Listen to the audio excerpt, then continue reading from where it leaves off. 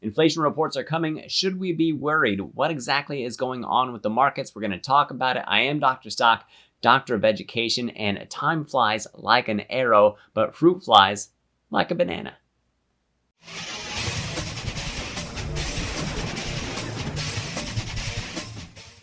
The CPI data comes out on September the 13th at 8:30 a.m.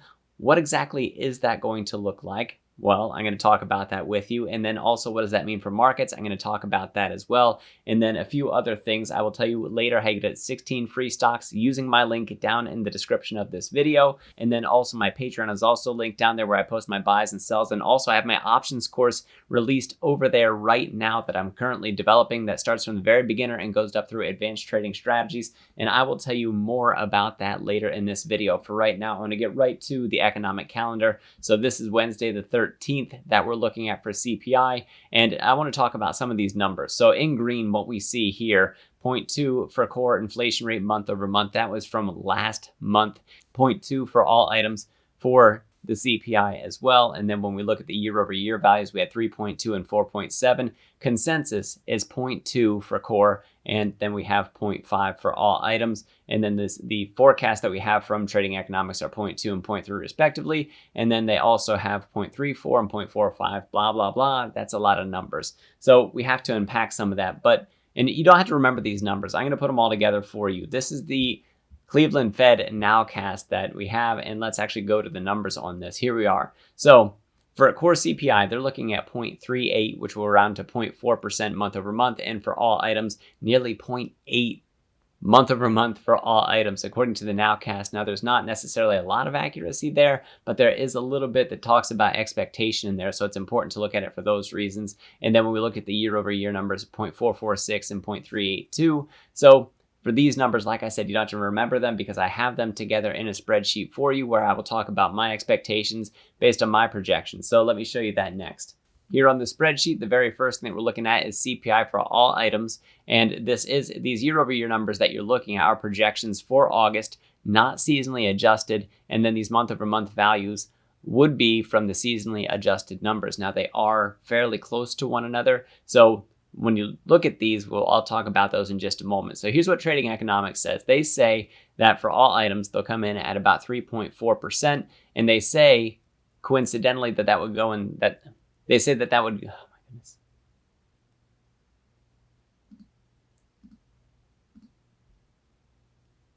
So here's the spreadsheet that we're taking a look at here. And what we see is Trading Economics forecast year over year, they say 3.4, and they say that comes with a 0.3% month over month change. Well, even though these are seasonally unadjusted values and the 0.3% is a seasonally adjusted value, it should still be at least close to what we have. So according to Trading Economics numbers, really for 0.3%, we should be looking closer to 3.6% for year over year. So I'm not exactly sure what that discrepancy is. And when we look at Fed inflation nowcasting, right now they say 3.8, which you'll notice, so do I.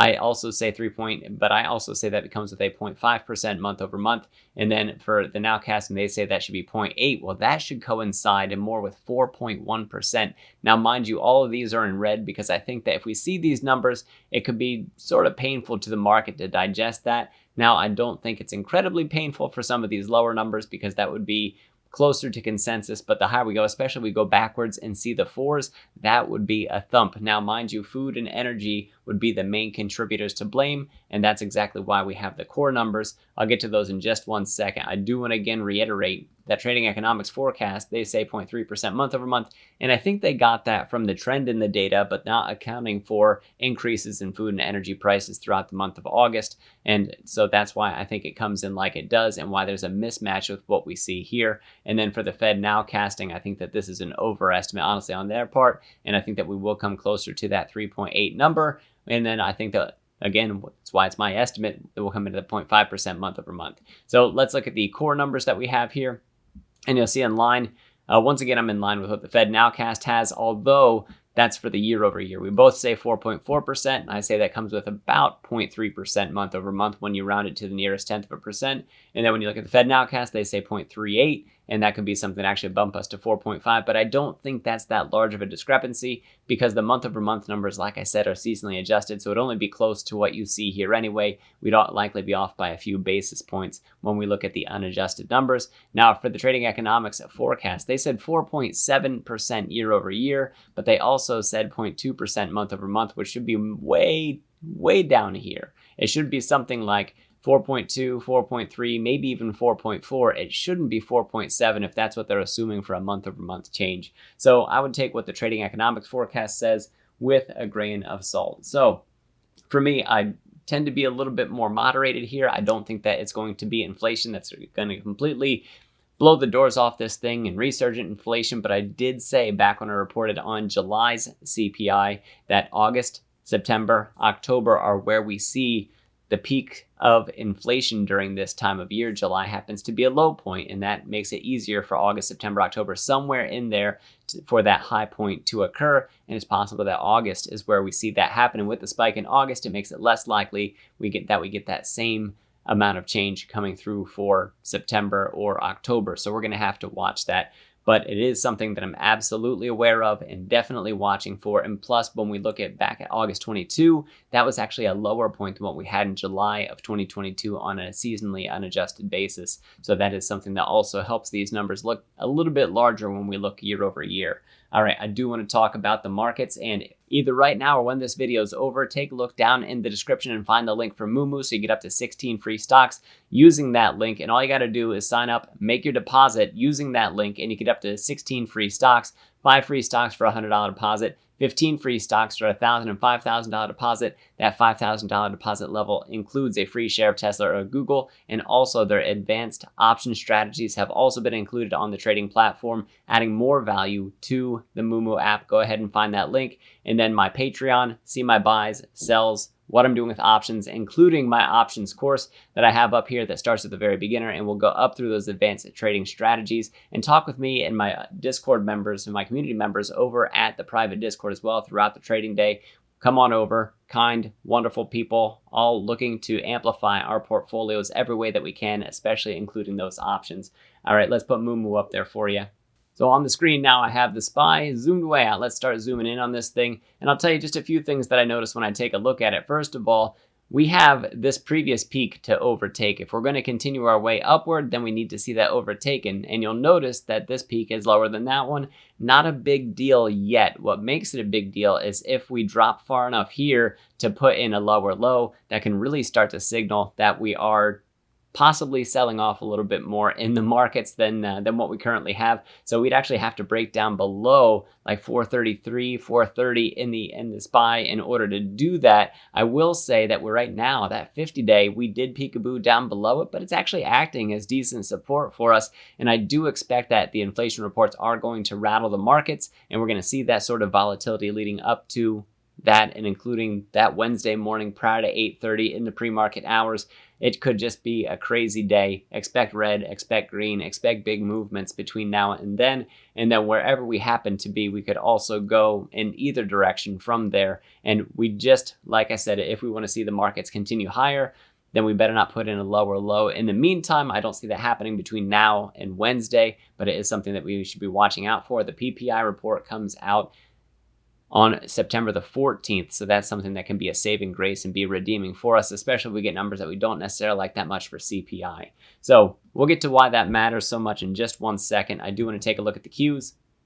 So for QQQ, which tracks the NASDAQ100, we have almost come down to the 50-day and then quickly retreated from that. So that's nice to also see that happening as support. And the same exact thing I'll say for this that I said for the SPY. We do not want to put in a lower low if we're going to continue trampling upward for the Qs for the NASDAQ100. This is one that we do want to see a bottom before we get down to that. So we want a higher low so that we can turn around and start pushing for that higher high. And we have this channel here that's sort of kind of trying to help us out a little bit, showing us where exactly we can find that next support, including some horizontals. We have a little bit of confluence happening right now at about the 365 level, but we'll see if that 50-day in the meantime serves as good support for us leading up to that CPI reading.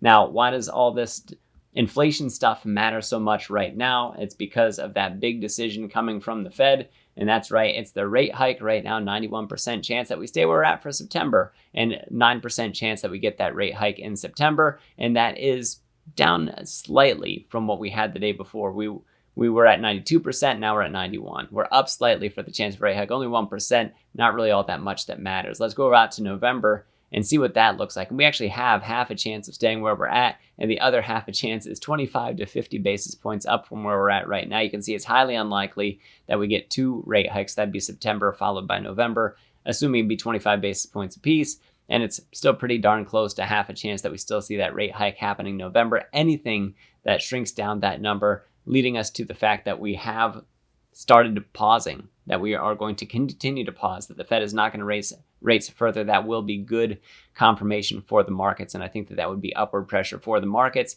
if CPI comes in hotter than expected. And it doesn't matter if it's core, that's even worse. But if it's just CPI for all items and that comes in even hotter than expected, maybe they're right with the 0.8% month over month as for the Cleveland Fed for their inflation nowcasting.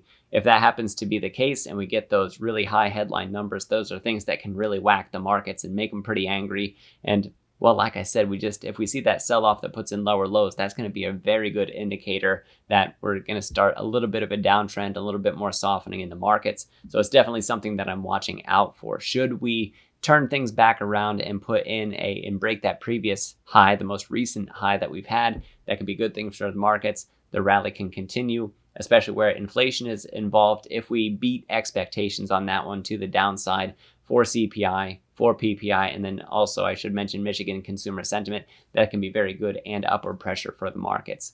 So I guess we'll see what happens with inflation next week. Use that link for the Patreon in the meantime. See what I'm buying, selling, how I'm handling these markets, what options plays I'm doing. Get access to the options course that's available through the Patreon as well. Get your free stocks from Moo using my link down in the description. Lots of value and service, and I will keep pushing as hard as I can to bring more to you all the time. I am Dr. Stock, Doctor of Education. Remember, my friends, that learning is earning, and we'll see you in the next video.